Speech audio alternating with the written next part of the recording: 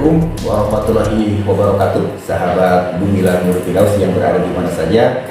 Kali ini saya bersama dengan para komandan pos Angkatan Udara khususnya di Kabupaten Pangandaran. Dan kali ini kita akan berbincang bagaimana peran dan fungsi pos Angkatan Udara di Kabupaten Pangandaran ini seperti apa. Dan kita akan mewawancari dua narasumber yang luar biasa yang sudah memiliki sertifikat terkait dengan penerbangan baik nasional hingga internasional. Saya perkenalkan dulu dari yang paling dekat dengan saya. Silakan Pak. Ya.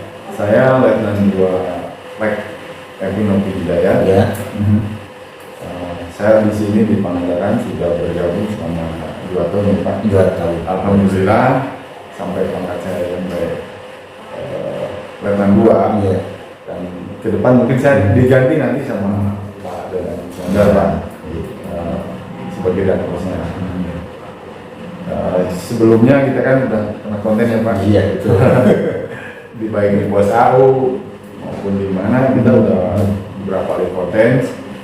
Nah, sekarang saya mungkin sekalian pamitan Pak. Jadi sedih ya. Sekalian pamitan bahwa mungkin dari mulai tanggal 5 besok ya, saya sudah kembali ke kesatuan saya ke Lanut Widya Dinata. Iya. Baik, jadi Pak Komandan Posawi Pak Novi ini memang sosok orang yang luar biasa, bisa bekerja sama dengan baik pada saat melakukan koordinasi komunikasi di lapangan dengan berbagai macam hal, luar biasa sekali. Dan ternyata ini beliau itu memiliki pengalaman yang luar biasa, ya, yang menjelang beberapa bulan ke depan ini menjelang pensiun. Nah, kita korek gitu ya. Sertifikasinya apa saja jenisnya? Yang pertama, ya silakan Pak. Asli basicnya sih saya dari PLLU ya. PLLU apa? PLLU itu pengatur lalu lintas udara. Secara bahasa internasionalnya adalah AITC, Air Traffic Control Service. Memang ada beberapa lisensi yang saya dapat. Ini ada maaf ada agak kesombongan juga. Tapi saya sampaikan. Tapi kan sebagai sebuah kompetensi dasar ya seseorang untuk mendapatkan itu kan ada prosesnya. Iya. Salah satunya adalah lisensi kan. Lisensi ya. Lisensi yang kedua Pak. Yang terakhir aja. Terakhir lisensi yang saya dapat dari 5 itu adalah FOO dan HRO. Oh, itu ada Flight Data Operation sama Heli Landing Operation. Oh, luar biasa. Itu dari STPJ. Jarang ya orang atau yang memiliki sertifikasi lisensi seperti ini. Jarang Ya. Rencana Bapak setelah nanti masuk di pensiun seperti apa? Masuk di pensiun itu? Saya akan menikmati Pak, apapun segala bentuknya saya nikmati. Alhamdulillah selama ini juga saya dinas di sini juga saya nikmati dengan berbagai macam kegiatan. Emang di Pangandaran ini kan sedap Pak. sedap banget. Ngeri-ngeri sedap. Dibilang ngeri ya, enggak dibilang sedap ngeri. Ya makanya ya sedap. Itu Pak kita ya. Baik Pak ya. Tentunya dengan berbagai macam lisensi ini juga Pangandaran beberapa tahap lebih maju ya dibanding dengan tahun-tahun sebelumnya. Alhamdulillah ya Pak ya. Tentang pengurangan tenaga, pemikiran, waktu dan sebagainya. Alhamdulillah beberapa program secara nasional itu juga bisa berjalan dengan baik ya. Ini kita flashback aja Pak. Program dulu yang memang bisa dilaksanakan dengan sukses gitu Pak ya. Coba yang Mas ingat ya. Siap Mas. Alhamdulillah Pak, selama saya di sini yang terdekat ini adalah PASI juga masih bahkan sudah dipasang ke Federasi Aerosport Indonesia. Nah, udah ada di Pangandaran. Dengan ketua PASI-nya sebenarnya harusnya Dan Lanut, karena Dan Lanut di sini memegang beberapa jabatan PASI di Tasik. Beliau akhirnya menyerahkan bahwa PASI Pangandaran adalah pos TNI Angkatan Udara yang jadi ketua PASI di Pangandaran. Bukan asumsi pribadinya, bukan, tapi pos TNI Angkatan Udaranya menjadi ketua PASI. Pangandaran. Alhamdulillah kita bekerja sama dengan KONI hingga beberapa event, alhamdulillah kita sudah pernah saya bahkan di pos awal aja sambil dengan Bapak kan ada dulu ada Gantole ya. Gantole udah pernah walaupun di towing mereka juga terbang kan. Sekarang masih udah masuk dan bahkan ada pesawat masih Bapak juga udah pernah ke sana juga. Ya, satu hal yang kita bangga bahwa ternyata di landasan pos Auni juga sudah tersedia 2 pesawat, 3 sebenarnya. 3 pesawat terbang. yang satu di bawah. Plus dengan pilotnya juga ada. Cuma anggarannya belum mencukupi. Jadi pesawatnya ada, pilotnya ada, untuk terbangnya terbatas. Karena anggarannya terbatas. Dan ini semua berkat dukungan full penuh Pak dari Danlanut Widya Dinata. Apalagi Danlanut sekarang adalah level penerbang Adi Putra Buana. Ini sangat care sekali dengan sisi penerbangan Pak. Ya, jadi landasannya harus begini. Ini Pak Nopi nggak boleh seperti ini. Sekarang udah bagus Pak landasannya. Ya kita kerjasama juga solid dengan warga. Kalau kita ngandelin sendiri mana yang mana? Akhirnya kita dengan warga. Silakan ambil itu rumputnya, tapi ini diperbaiki. Itu kan saran dari dalam. Akhirnya kami bekerja sama dengan warga, sinergitas, alhamdulillah terbentuklah landasan dan membentang. Dan 3 buah pesawat. Artinya bisa nggak wisatawan menyewa 3 Sangat pesawat? bisa. Sangat bisa. Sangat Tuh, tinggal ganti bensin lah ya. Siap.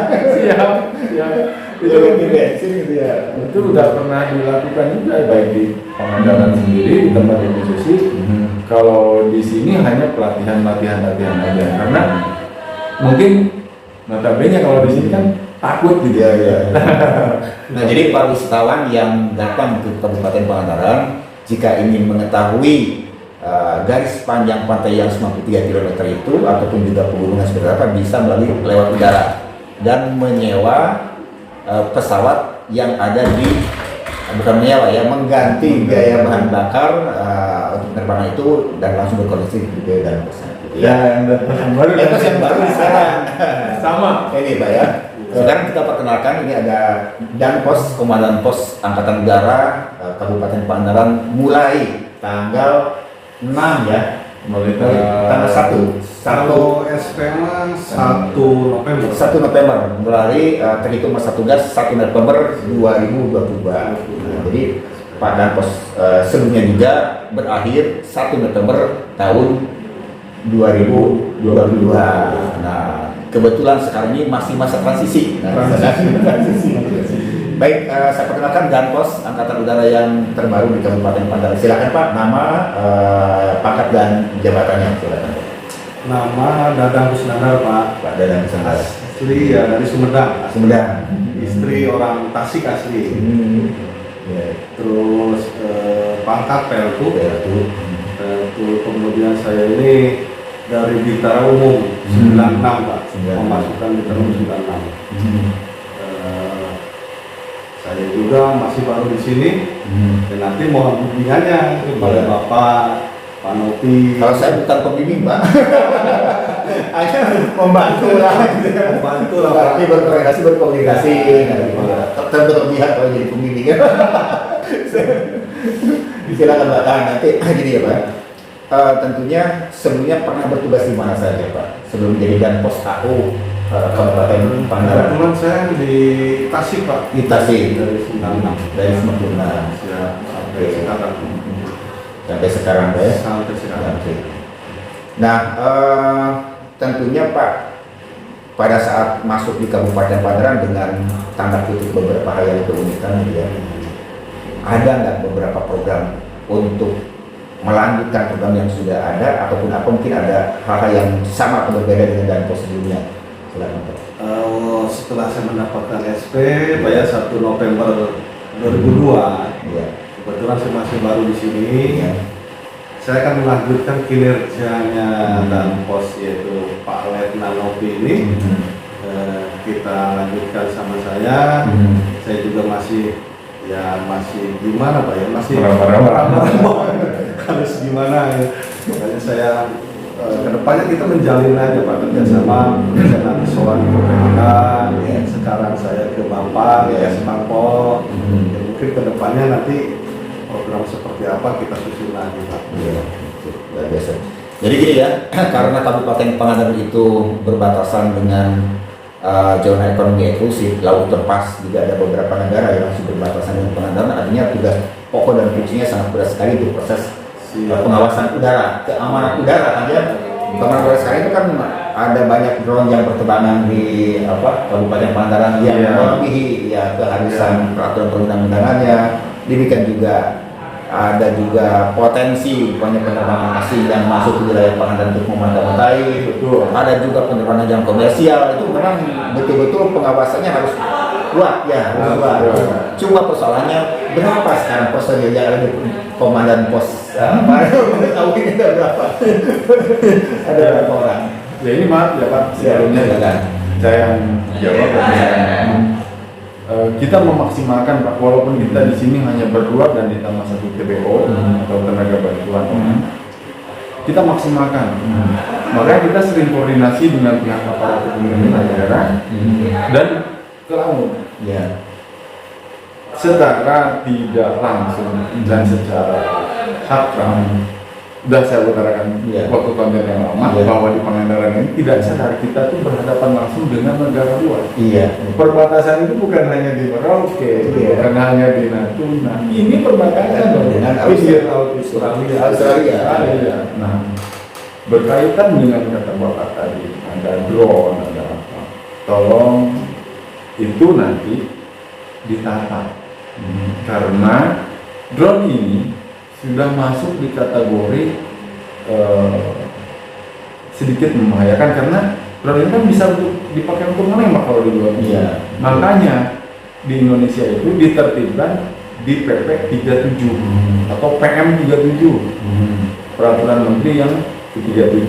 Di situ mungkin bisa dibaca baik dari YouTube maupun dari Google, PM 37 dibuka.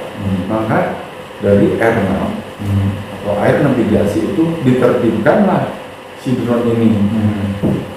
Dengan kata tadi Bapak memata-matai, kita kan tidak tahu bahwa drone ini ada yang sekarang lebih canggih.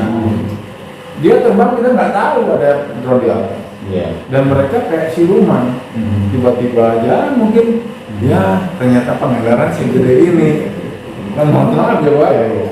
Kalau orang usil kan mungkin. Nah, apalagi kita sebagai aparatur pemerintah daerah dan kita sebagai penegak hukum, kita juga TNI Polri. Kalau kita tidak solid mudah Pak, entah bagaimana. Makanya drone ini mau begini Pak, rekan-rekan drone semuanya yang ada di wilayah Pangandaran mungkin segera tertibkan dan itu harus berlisensi, jangan asal terbang. Kita sering-sering baca di PM 37, enggak. Jadi kalau ada pergerakan dimanapun itu harus seizin.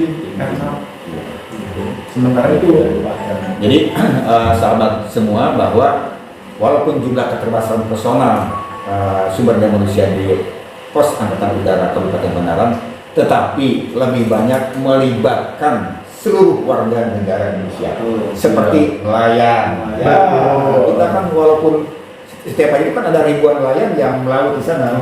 Pada saat ada sesuatu hal yang mencurigakan, mereka deteksi dini dan juga mereka juga melakukan penanganan secara dini pula, sehingga ya dengan informasi yang cepat maka pos angkatan udara yang lebih tinggi kembali juga melakukan antisipasi, melakukan proses solusinya seperti apa. Jadi tidak berkecuali, justru malah dengan jumlah sumber daya manusia ini juga akan didukung oleh bangsa dan negara dan masyarakatnya, para nelayan, para warga sekitar memberikan informasi itu lebih cepat. Artinya kita kapanpun kita siap dan sigap untuk melakukan pertahanan keamanan di teritorial wilayah ini, dan juga terhadap agresi dari negara yang lain. Nah, itu sudah siap ya, kapanpun terjadi sudah siap. Tidak ada kata tidak siap. Ini saya tahu persis bahwa kami saat ini juga sering bersentuhan dengan Pak Danpos ini juga banyak program cara metode atau teknik yang bagaimana untuk mengamankan teritorial ya, khususnya udara kan, jadi penerbangan asing atau juga sesuatu yang sifatnya lintas udara seperti itu. Nah Pak, untuk kita tidak terasa ini sudah sekitar 15 menit ya. Ini ada informasi ya, silakan. Bukan kebetulan sih, emang kita udah menjalin semua ada menjalin keakraban di tingkat TNI Polri ya Pak. Ya. Tapi lebih sinergitas kita dengan Angkatan Laut itu lebih sinergitas. Kita pendampingan nih Pak. Ya. Pos AU di sebelah sana kan ada pos AL. Ya. Ya, ini kebetulan teman kita mau ke sini Pak. Dari pos AL. Oh, saya Iya, dari dan pos AL mau ke sini. Ya. Mungkin nanti kita bisa ngobrol-ngobrol lagi Pak. Ya. Kalian memperkenalkan yang baru. Jadi potensi ancaman apa saja yang menurut pos Angkatan Udara Kabupaten Pangandaran yang bisa masuk ke Pangandaran potensinya? Oh banyak Pak. Banyak ya. Banyak, karena apa? Potensinya kita, apalagi kita ada di pesisir pantai, kita kan tidak tahu nelayan ini nelayan benar Iya. atau hanya nelayan yang di dalam ikan itu ada sesuatu Yang dibawa, yang ilegal. yang bukan dalam arti kata di dalam ikan ini kan bisa ditembak. Iya. Kan kita nggak tahu di dalam ikan ini ada sesuatu hal, ya kan? Nah, makanya kita harus benar-benar menjalin hubungan solid dengan para nelayan, biar sedikitnya mencegah, Iya. Sudah dini. sedini mungkin mencegah datangnya ancaman-ancaman seperti itu. Ancaman itu bentuknya banyak, Pak. Iya. Terutama ke adik-adik, ke anak-anak kita yang akan menanjak dewasa. Sangat ngeri Pak di pinggir pantai ini. Terbukti mungkin kemarin ada kasus yang kemarin kan Pak, 1 ton. 1 ton itu kan Sabuk. heboh gitu kan. Itu emang saya sangat salut sekali sama aparat kepolisian yang begitu cepat tanggap. Kita kan nggak hafal, nggak tahu sampai sejauh mana itu. Ya kalau Bapak sih jelas, dari kan Bapak pasti udah komunikasi dan koordinasi kan dengan kita juga ya. Kita hanya bisa mendampingi mereka dari belakang. Tapi dengan hal ini mungkin kita harus lebih solid lagi. Iya, betul.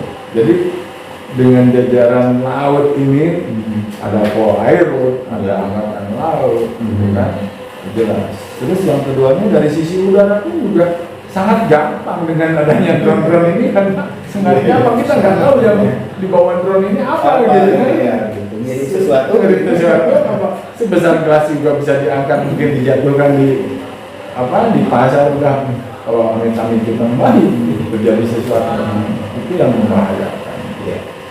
Terkait ini juga kan juga di Kabupaten Pangan juga ada penerbangan komersial di Bandara Nusa Lembong.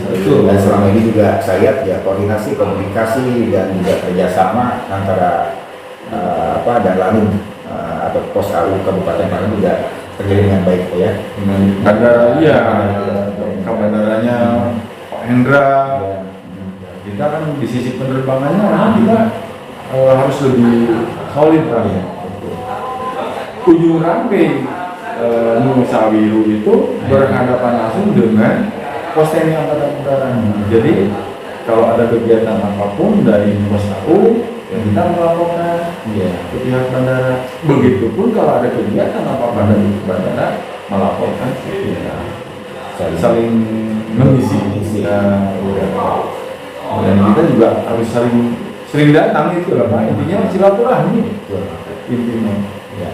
Baik tadi Pak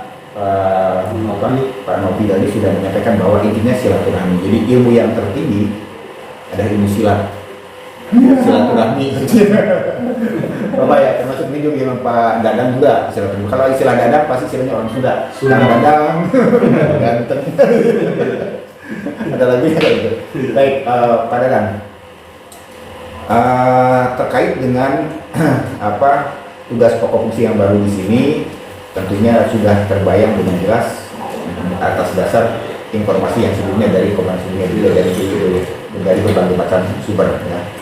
Dan Bapak juga optimis kan Pak ya bahwa nanti bisa bersinergi ya, dengan berbagai macam elemen masyarakat atau pemerintahan dan sebagainya.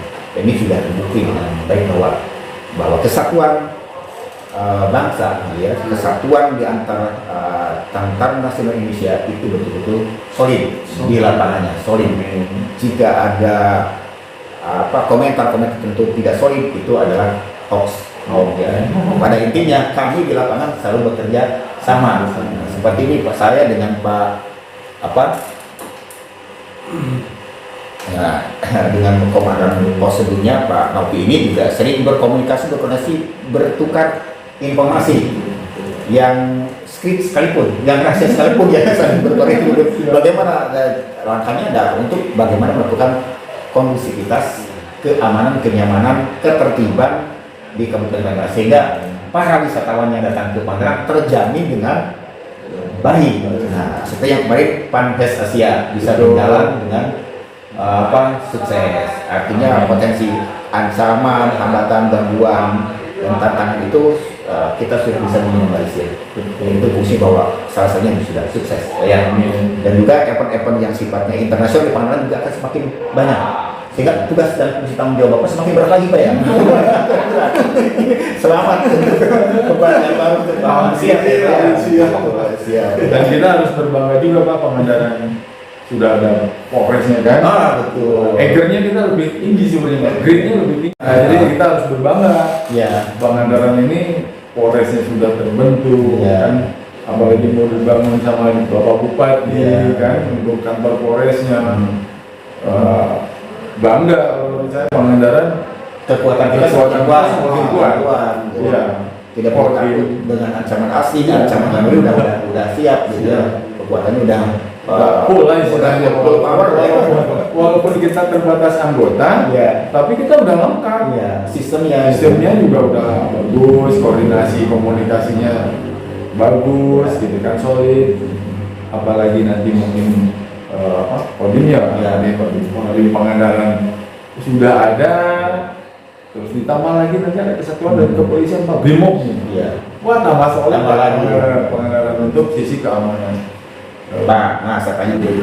Kalau Bapak saat masuk ke TNI ini memang sudah cita-cita atau memang faktor kebetulan cita-cita Pak? Cita-cita. Bapak dulu juga PNS TNI. Penerus Pak. Jadi dari sisi itu generasi terus ada ya. Kalau Bapak faktor kecelakaan atau faktor minat? Kalau saya asli dari keluarga peternak ya. Peternak. Iya. Orang tua saya itu, mohon maaf, mungkin menghidupi anaknya dari ekor kuda.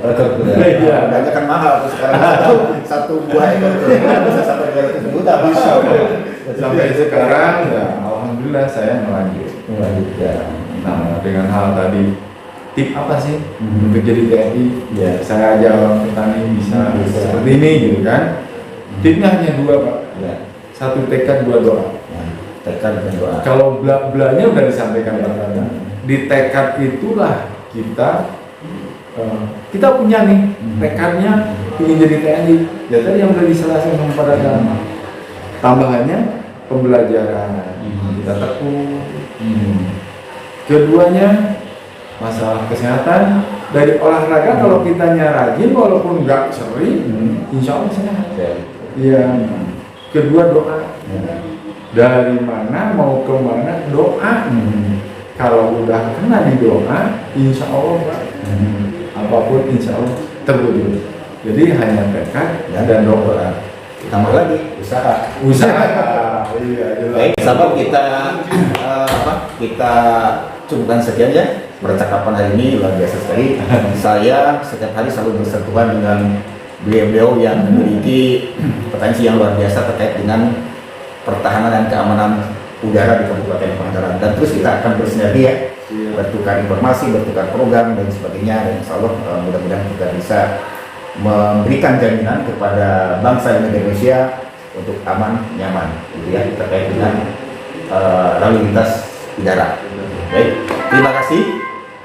Wassalamualaikum warahmatullahi wabarakatuh.